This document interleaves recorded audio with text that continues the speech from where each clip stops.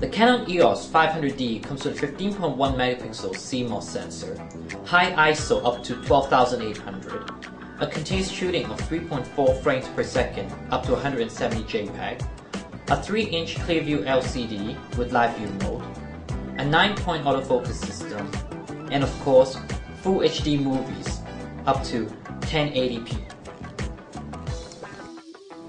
The Canon EOS 500D comes with the instruction menu, software CD, USB cable, AV cable, battery charger, rechargeable battery, power cord, neck strap.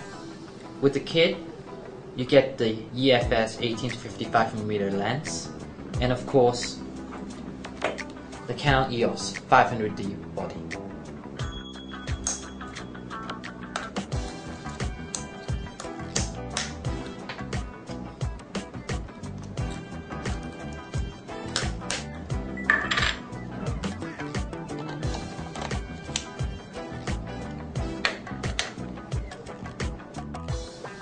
The Canon EOS 500D pretty much came out against the Nikon D90, and you can see them now side by side for more close-up physical comparison.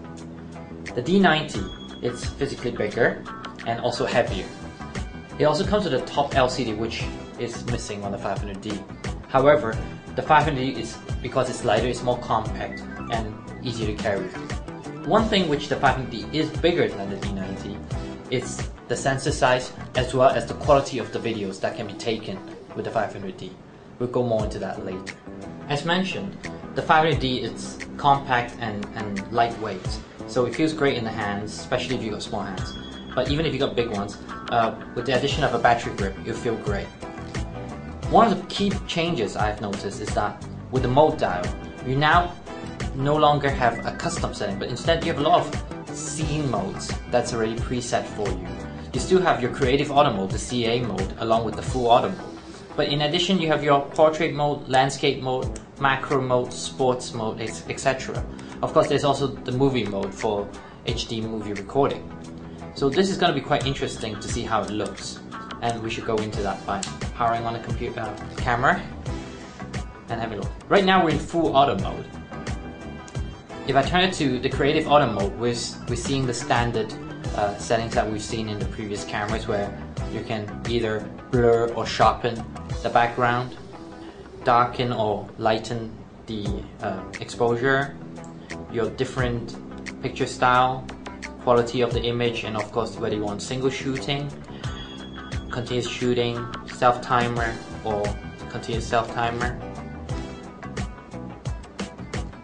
Now if we were to change it to portrait mode, you can see that there's really nothing for you to set beyond perhaps continuous shooting or the size. So this is definitely very convenient for people who are new to using a DSLR. You pretty much can use it like a compact camera or even a bridge camera with interchangeable lens. I think Canon is trying very hard to make DSLR common to all users of cameras. Same again, you have your landscape, close-up, sports, night portrait, flash off mode as well, for those situations where you don't want to blind people or where there's a restriction on flash. Having said that, the 500D is not fully a camera that's just for beginners. You still have your program modes, priority, shutter priority and aperture priority there as well. You also have your manual mode. Okay.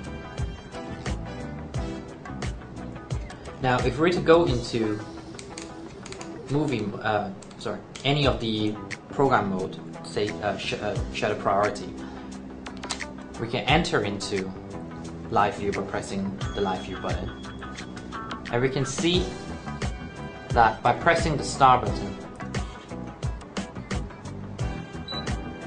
that the autofocus is more responsive, but still definitely a little slower than you would get if you were using the optical viewfinder.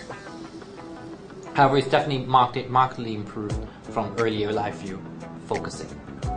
Of course, you can still get a faster autofocus by going into settings,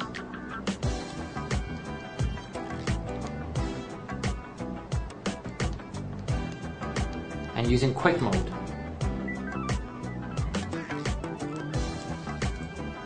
Which would then allow you to autofocus quickly, but then you would disable live view very quickly for that period. Not to miss out, you also have live view with face detection as well. To demonstrate the face detection in live view, we've got a magazine now, and you can see that the camera automatically tracks the face accordingly. And then when we press to focus, it locks. In movie mode, we can access the menu and have the movie settings as well, where we can turn on grids for better composition, your metering timer, which is the interval when it would take another metering reading, and your 4 seconds, 16 seconds, a minute, etc. Your movie record size, which goes up to 1920 by 1080. Your autofocus mode, which is the initial setting for the autofocus. The grid lines, of course, are optional. And while in movie mode, you could still take pictures by pressing the shutter button. But to record, you should press the live view button, which now acts as the video recording button. And by pressing the button, you'd see that recording has started. And it's right into the card as we speak. At this point, autofocus, while still possible, is a lot more sluggish.